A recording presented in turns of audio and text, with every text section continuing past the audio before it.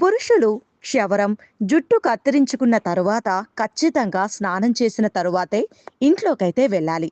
ఎందుకంటే జుట్టు కత్తిరించుకునే సమయంలో, క్షవరం చేయించుకునే సమయంలో వెంట్రుకలు శరీరంపై పడతాయి.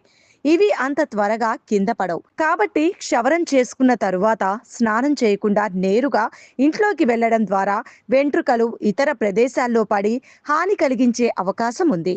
కాబట్టి క్షవరం, జుట్టు కత్తిరించుకోవడం చేసిన తరువాత తప్పనిసరిగా స్నానం చేసే ఇంట్లోకి వెళ్ళాలి. మరో విషయం ఏంటంటే, బాడీ మసాజ్ చేయించుకునే వాళ్ళు ఈ ప్రక్రియ పూర్తయిన తరువాత కూడా వెంటనే స్నానం చేయాలి.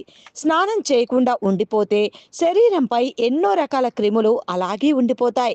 మనం కూడా అలానే ఇంట్లోకి వెళితే ఆ క్రిములన్నీ ఇతర కుటుంబ సభ్యుల మీద పడే అవకాశం ఉంది. అలాగే ఇతరులకు కూడా ఇబ్బందికరంగా ఉంటుంది. కాబట్టి మసాజ్ వంటి కార్యక్రమాల తరువాత స్నానం చేసి ఇంట్లోకి వెళ్ళాలి. ఇవి చూడడానికి చిన్నవే కావచ్చు, కానీ ఇతరులకు ఇబ్బందికరంగా ఉంటాయి. మన మీద చెడు అభిప్రాయాన్ని కలిగిస్తాయి.